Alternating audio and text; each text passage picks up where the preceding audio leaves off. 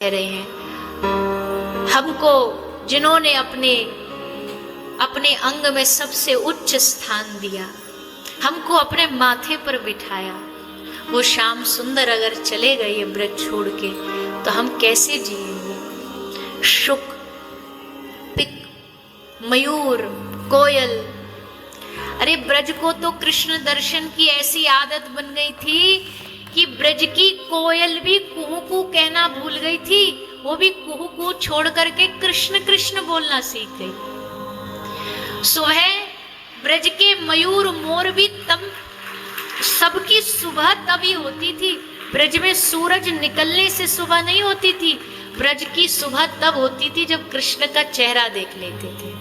ये अब ब्रज में सुबह हो गई, अब प्रातःकाल हो गया। शुक पिक मोर बाहर खड़े खड़े, वृक्षों, पूरा वृंदावन के जितने पक्षी हैं सब अपना अपना आशियाना छोड़ के आज नंद भवन में डेरा डाल लिया सबने। यशोदा मैया कहती है नंद बाबा से, मेहर देखो तो आज इतना हल्ला क्यों हो रहा है, ये बाहर क्या मेला लगा है। ग्वाला बाहर खड़े हैं, क्यों? कन्हैया जैसे ही तैयार होगो हम को हाथ पकड़ के जबरदस्ती खींच लेंगे, कन्हैया को जावे ना देंगे। गोपियां खड़ी हैं,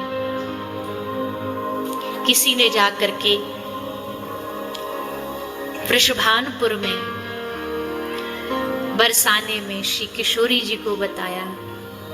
गोपियों की हिम्मत नहीं हो रही श्री राधा रानी को कुछ बोलने की, क्योंकि बाकी सब तो विरह सहन कर सकते हैं, लेकिन एक किशोरी जी जो कोमलांगी हैं, एक क्षण का विरह भी इनके लिए युग के समान, वो प्रियतम से बिछो कैसे स्वीकार करेंगे। फिर भी हिम्मत करके सबने वृंदा देवी को मनाया, वृंदा को कहा तू जाके बता। वृंदा देवी आई, श्री किशोरी जी के सामने आकर के बोली, हे श्यामा जी, नंद भवन चलोगी? श्री किशोरी जी बोली, मेरी मति तो बावरी है ही है, पर मुझे लगता है वृंदा तू तो एकदम ही बावरी हो गई। समय देखा है तूने? सूरज ढल गया, आधी रात हो गई है, इस समय क्या मैया बाबा जाने देंगे?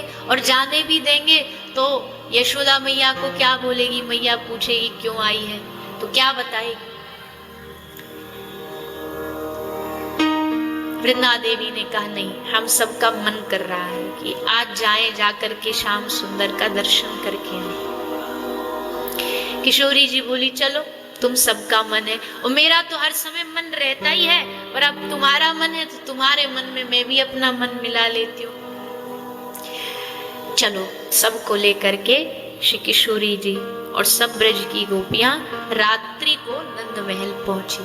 पर कैसे पहुंची देखा, रे यहाँ तो सारी भीड़ लगी हुई है, अंबार लगा हुआ। श्री राधा रानी ने कहा, रे सखियों ये क्या है यहाँ पर, ये सब इतनी भीड़ क्यों खड़ी हुई है, कौन है ये लोग, क्यों आए हैं ये लोग? सखियों ने कहा, रे श्री जी हम ही थोड़ी प्रेम करते हैं श्याम सुंदर से, बहुत चाहने वाले हैं उनके, सबका मन किया दर्शन का तो आ गए, चलो अंदर चलो। और सब सखियों को लेकर के श्री किशोरी जी भीतर आए। आकर के देखा सबकी आंखों में अश्रु हैं, पर ये सब रो क्यों रहे हैं? दर्शन करने आए हैं पर रुदन क्यों कर रहे हैं? आज तक इस ब्रज में ऐसे किसी को उदास नहीं देखा। हमारा वृंदावन ऐसा उदासी से भरा हुआ थोड़ी है, हमारे वृंदावन में तो हर रोज नृत्य होता है, यहाँ हंसी गूंजती है, आज ये रुदन की चीख क्यों सुनाई दे रही है? वृंदा देवी ने श्री किशोरी जी को कहा आप बैठ जाओ, और बिठा करके उनसे कहा कि हे किशोरी जी, अब समय आ गया है। किस चीज का समय आ गया है? अब समय आ गया है बिछड़ने का, विरह का, वेदना का। अरे किस बात का बिछड़ना वृंदा, तू कौन सी बात कर रही है, कैसी बात कर रही है? लगता तेरी मति बोर आ गई, बावरी हो गई है तू। वृंदा कहती है, हे किशोरी जी, श्याम सुंदर हम सबको छोड़ करके जा रहे हैं। किशोरी जी बोली कैसे, क्या मैं कोई सपना देख रही हूँ? कभी कभी ऐसा सपने में होता है मेरे साथ कि सपना आता है कि श्याम सुंदर से वियोग हो गया, वो हमें छोड़ करके चले गए। लग रहा अभी भी मैं कोई सपना देख रही हूँ। वृंदा देवी ने पकड़ के किशोरी जी के चरणों को पकड़ के कहा, ये कोई सपना नहीं है, आज उस स्वप्न की हकीकत हम सबके सामने आई है कि श्याम सुंदर हमें छोड़ करके मथुरा जा रहे हैं। कोई उनसे पूछता है मथुरा क्यों जा रहे हैं, तो कहते हैं कि मेरे कर्तव्य का निर्वहन करने के लिए जा रहा हूं। जैसे किशोरी जी ने सुना और जब यकीन हुआ कि वो वास्तविकता में जा रहे हैं, तो बस सुन के वही मूर्छित होकर के जमीन पर गिर गई। सब सखियों ने किशोरी जी को संभाला, उठाया, जल पिलाया, मूर्छा तब भी दूर नहीं हुई। अंत में श्याम सुंदर के पास गई, कन्हैया को कहा, हे श्याम सुंदर, हम सबके बस की बात नहीं है उनको संभालना, तुम जाओ और अपने जीवन की ये जो भी लीला है तुम जाकर के समझाओ। तब श्री श्याम सुंदर आए, उनकी खुशबू आई, सुगंध आई, तो आंखें खुली किशोरी जी की। आंखें खुली, देखा, आंख खुलते ही श्री श्याम सुंदर उनके चरणों में बैठे हुए। श्री किशोरी जी ने हाथ पकड़ा, रे प्रियतम, ये तुम क्या कर रहे हो? तुम्हारा स्थान चरणों में नहीं है, तुमको तो मैं अपने पलकों पर बिठा के रखूं, यहाँ चरणों में क्यों बैठे हो? ठाकुर जी ने कहा, हे किशोरी जी, अपराधी चरणों में ही बैठने के लायक होता है। अब भी नहीं समझ पा रही, कैसी बात कर रहे हो श्याम सुंदर? अभी तो आपने रास का रस दिया और अब अपने आप को अपराधी बता रहे हो। कौन सा अपराध, कैसा अपराध? ठाकुर जी ने कहा, हे किशोरी जी, मैंने वो अपराध किया है जो कभी क्षम्य नहीं है, जिसको कभी क्षमा नहीं किया जा सकता। इसलिए आज मेरे पास ना तो इस ब्रज के और आपके प्रेम का ऋण उतारने का कोई मोल है, इसलिए मैं हार गया। और हारा हुआ व्यक्ति क्या करता है? हारा हुआ व्यक्ति अपने सर के सम्मान को, अपनी पाग को सामने चरणों में रख देता है। इसलिए आज मैं श्याम सुंदर अपना मोर मुकुट उतार करके आपके चरणों में रख करके क्षमा मांगता हूं। और जाते जाते अपनी सबसे प्राण प्रिय सखी को तुम्हारे हवाले, तुम्हारे हाथों में सौंप करके दे करके जा रहा हूं। बांसुरी निकाली और निकाल करके श्री किशोरी जी के चरणों में रख दी श्याम सुंदर ने। और श्री किशोरी जी से कहा कि हे स्वामी जी, जब कभी आपको मेरा स्मरण हो जाए, विरह वेदना बहुत बढ़ जाए, आप उसको सहन ना कर पाओ, तो बस ये बांसुरी बजाना और मुझे बुला ले, मैं आ जाऊंगा। जैसे ही किशोरी जी ने सुना तो बड़ी जोर से हंसी और हंस के बोली कि क्या क्या अद्भुत लीला करते हो तुम, और क्या सुंदर मार्ग बताया है कि जब तुम्हें याद आ जाए तो तुम बांसुरी बजा देना और मैं आ जाऊंगा। तो फिर इसका मतलब तो ये है कि ये बांसुरी कभी भी नहीं बजेगी। क्यों? क्योंकि तुम ही अपने शब्दों में कह रहे हो ना कि जब याद आ जाए तो बजा देना। याद तो उसको किया जाता है जिसको कभी भूला जाता हो। जो कभी भूला ही ना जा सके उसको उसकी याद का प्रश्न भी नहीं उठता। हमारे लिए तो आठों याम, हर पल, हर क्षण हमारे जीवन में केवल आप ही हो। लेकिन हाँ, तुम देके जा रहे हो तो इस बांसुरी को मैं अपने पास सुरक्षित रखूंगी और जब आओगे तो तुम्हें वापस लौटा दूंगी। ठाकुर जी ने श्री जी से कहा कि ये ब्रज मैं तुम्हारे हवाले छोड़ करके जा रहा हूं। आज से ये ब्रज के सुख की जिम्मेदारी है किशोरी जी तुम्हारी है। यहाँ का ध्यान रखना, इस ब्रज का ध्यान रखना। और हाँ, एक बात और, चाहे एकांत में जाकर के कितने भी अश्रु बहा लेना, लेकिन कभी इन ब्रज के लोगों के सामने अपने अश्रु न गिरने देना, क्योंकि आप ही न संभलोगी तो ये ब्रज कैसे संभलेगा। इसलिए आपकी परम परम दायित्व बनता है इस ब्रज को संभालना। श्री जी कहती है, वारे प्रभु, एक तो ये अथाह विरह, ऐसा विरह जो अंदर से तोड़ दे, ऊपर से उसको व्यक्त करने का अवसर भी न देना, पर प्रियतम का कष्ट भी उसका प्रसाद है, उसके दिए गए अश्रु भी उसका आशीर्वाद है। इसलिए स्वीकार है हमें तुम्हारी शर्त। सुबह होते होते पूरा वृंदावन निष्प्राण हो गया। सुबह प्रातः काल होते होते सूर्य उदय हुआ। ब्रजवासी यही मांगते रहे पूरी रात्रि सूर्य भगवान से, हे प्रभु तुम उदय मत होना, क्योंकि तुम अगर उदय हो गए तो हमारे जीवन का सूर्यास्त हो जाएगा, हमारे जीवन से कृष्ण सदा के लिए चला जाएगा। भगवान फिर भी सबको कहते जा रहे, अरे बाबरो, ऐसे रो रहे हो जैसे मैं कभी वापस ही नहीं आऊंगा, परसों तक की तो बात है, परसों लौट आऊंगा। सबको कह के वादा करके एक ही बात कह रहे, परसों लौट आऊंगा, परसों लौट आऊंगा। लेकिन सबका हृदय जानता है, क्योंकि ये सब भगवत परिकर ही है, सब जानते हैं कि ये सब बातें हैं। रथ तैयार हुआ,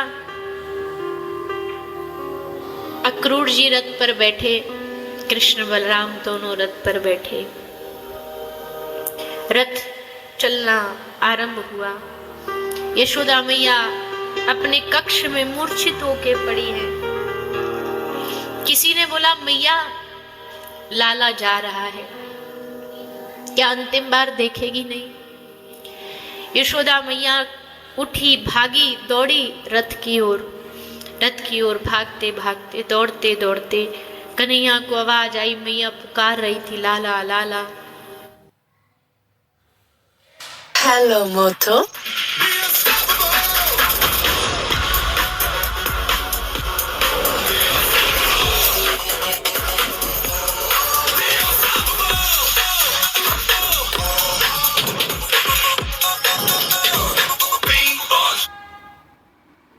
उतरे श्याम सुंदर रथ से। अक्रूर को कहा, अक्रूर रथ रोक। अक्रूर ने रथ रोका, दौड़े दौड़े मैया के पास आए, मैया को गले से लगाया। मैया कहती है, लाला एक बात कहूं? हाँ। कल जब ये अक्रूर नंद बाबा से बात कर रहा था, मैं सुन रही थी, और सुनते सुनते मैंने सुना कि अक्रूर कह रहा था कि तू मेरा पुत्र नहीं है, तू देवकी का पुत्र है, तू वसुदेव का पुत्र है। पर पता नहीं तूने जन्म कहीं भी लिया हो, किसी भी गर्भ से लिया हो, पर कन्हैया मैंने तुझको प्रेम माँ की भांति किया। तुझे भी ये बात पता लगेगी, आज नहीं तो कल मथुरा में तुझे कोई कहेगा कि तू मेरा पुत्र नहीं है, और फिर कहीं तेरे मन में आए। यही कारण था कि यशोदा मैया ने मुझे उखल से बांध दिया, डांटती थी, कहीं तू इस बात से क्रोध में आकर के मुझे भूल मत जाना। कन्हैया कहते, मैया तू कैसी बात करती है, चाहे सारा जगत कहे कि मैं तेरा पुत्र हूँ, नहीं हूँ नहीं हूँ, पर माँ मैं जानता हूँ मैं तेरा पुत्र हूँ, और तू मेरी माँ है, तू मेरी मैया है। और मैया तू कहती है कि कहीं नाराज हो जाए, मैंने तुझे उखल से बांध दिया। अरे मैया, जितना प्रेम तूने मुझे किया है, जितना प्रेम तूने मुझे दिया है, मैं भगवान, मैं कृष्ण पूरा जीवन भी लगा दूं तो तेरे ऋण से ऋण नहीं हो पाऊंगा। केवल मेरा सुख देखा तूने, हर पल केवल मेरा सुख। पर तू माता चिंता न कर, परसों लौटा। ये कहते हुए सबको सांत्वना देते देते आगे बढ़े। रथ आगे बढ़ा। जैसे रथ आगे बढ़ा, ब्रज की सारी गोपियां रथ के सामने आकर के लेट गई। आज अगर ये रथ जाएगा तो ये शरीर के ऊपर से जाएगा। ये शरीर तो वैसे भी बचने वाला नहीं है। आज नहीं तो कल कृष्ण के विरह में प्राण तो छूटेंगे, तो आज छूट जाएगा। रथ के सामने आकर के लेट गई। अक्रूर कह रहे हैं रथ से सामने से हट जाओ, सामने से चली जाओ।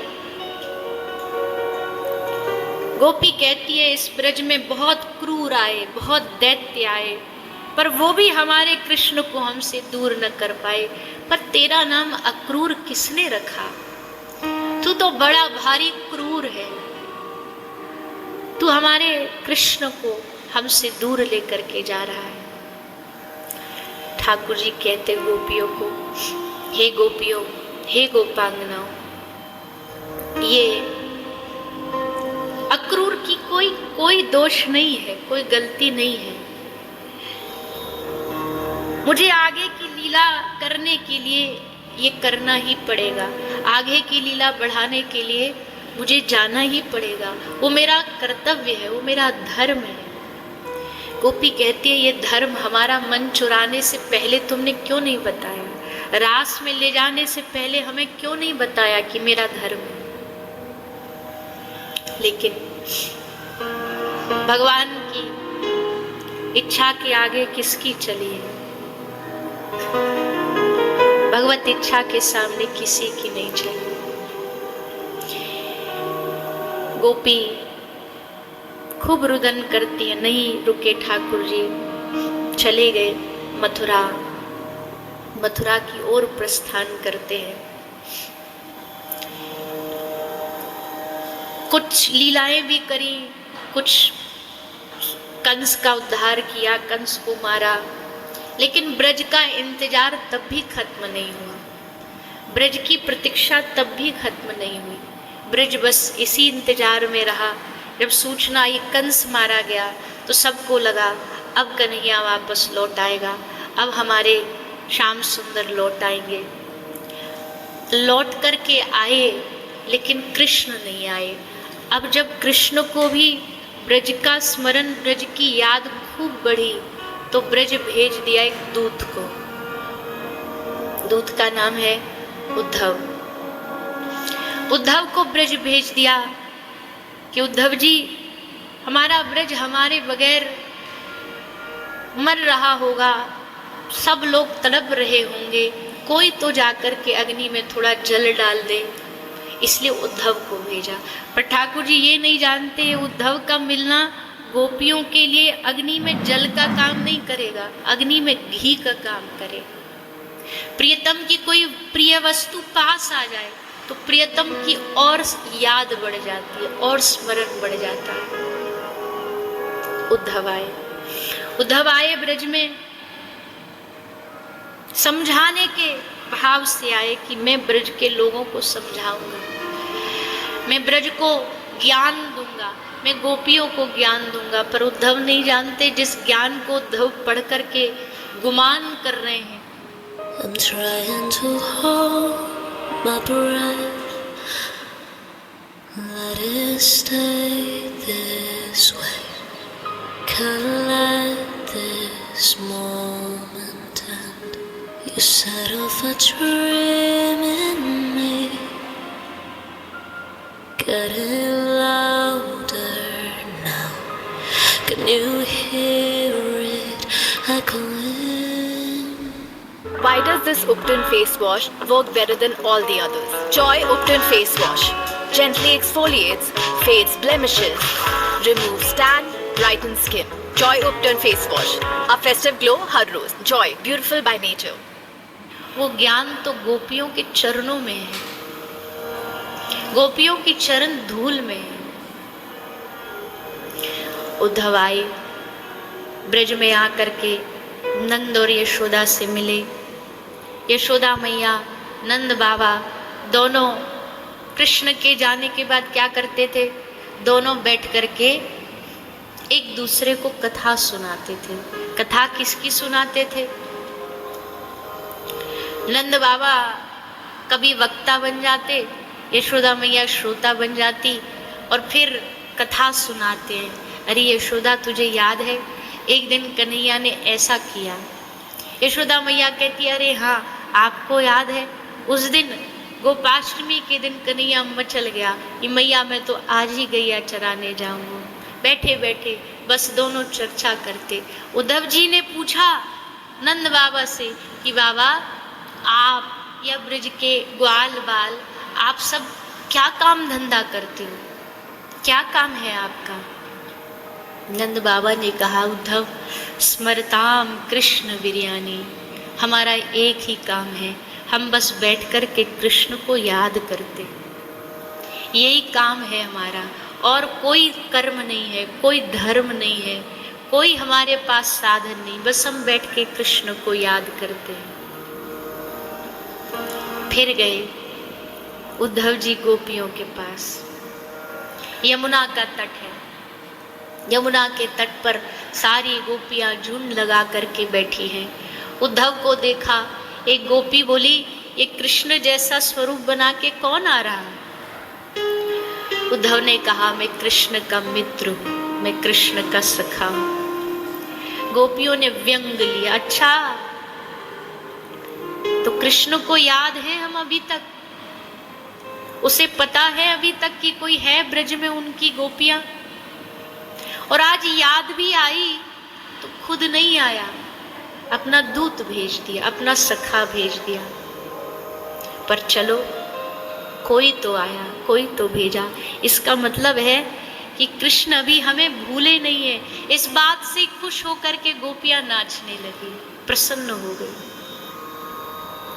उद्धव जी ने कहा, रे गोपी, भूलने का तो कोई प्रश्न ही नहीं है उठता, बल्कि क्या बताऊं मैं तुम्हें, जब तुम्हारा ब्रज का नाम आता है, वृंदावन का नाम आता है, गोपियों का नाम आता है, राधा रानी का नाम आता है, तो उनकी आंखों से झरझर आंसू बहने लगते हैं। गोपी ने जैसे सुना, उद्धव जी बढ़ा चढ़ा के बता रहे कि भगवान एक पल भी तुम्हारे बिना रोते हैं, उनकी आंखें भीगी रहती हैं, बड़े बेचैन रहते हैं तुम सबके बिना। जैसे उद्धव जी बोलते जा रहे हैं, श्री राधा रानी और सब गोपी बोली, बस अब बंद कर दे। उद्धव, तुझे क्या लग रहा है? तू हमें बताता जाएगा कि कृष्ण सुखी नहीं है, कृष्ण रो रहा है, कृष्ण परेशान है, तो क्या तुझे लगता है इससे हम खुश हो जाएंगी? क्या तुझे लगता है हमारा ऐसा प्रेम है कि हमको खुश आनंद आ जाएगा कि हाँ, हमारे साथ साथ वो भी रो रहा है?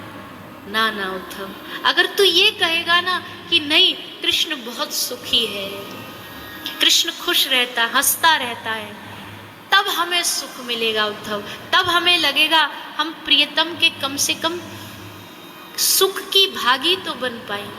उद्धव, तू प्रेम को समझ नहीं पाया। प्रेम का मतलब प्रियतम को दुख देना नहीं है, प्रेम का मतलब है उनके सुख में सुखी हो जाना। तभी अब बावरापन देखो गोपियों का, पागलपन देखो। एक गोपी रो रही है, दूसरी गोपी बोली, अरे तू काय को रो रही है? बोले, कृष्ण चले गए इसलिए रो रही हूं। चले गए? वो देखना सामने तो खड़े। अरे बाबरी कहती है कृष्ण ब्रज छोड़ करके चले गए। ऐसा हो सकता है कि कन्हैया ब्रज छोड़ करके जाए? अरे उद्धव, बताना इसको, देख वो सामने श्याम सुंदर खड़े खड़े बांसुरी बजा रहे हैं। अब उद्धव देख रहा है कौन सी बांसुरी, कौन से श्याम सुंदर, कोई नहीं है सामने। गोपी कहती है, अरे लगता है तेरी आंखों की रोशनी चली गई है, तो तुझे इतना सामने खड़ा हुआ प्रीतम नहीं दिखाई दे रहा? अरे बावरी, देख ध्यान से, प्रेम भरे नेत्रों से देख, तो तुझे श्याम सुंदर दिखाई देंगे। दूसरी सखी बोली हाँ मुझे भी दिख रहे हैं। तीसरी बोली हाँ हाँ हाँ मुझे भी दर्शन हो रहा है। सारी गोपी खुशी से नाचने लगी। आहा, श्याम सुंदर आ गए, श्याम सुंदर आ गए। सबरी गोपियों में मानो प्राण वापस लौट आए, सब खुश हो गए। तभी उद्धव बोला तुम कैसी बात कर रहे हो, श्याम सुंदर मथुरा में है, मैं उन्होंने भेजा है मुझे। देखो ये उनकी बांसुरी, ये देखो ये उनकी माला, ये उनका पीतांबर, कृष्ण ने मुझे भेजा। जैसे देखा फिर एकदम से याद आया, छोड़ करके चले गए प्रीतम। कैसे अब ये प्राण टिकेंगे? हर पल हर क्षण बारिश की बूंदें गिरती हैं तो गोपी को कृष्ण याद आता है।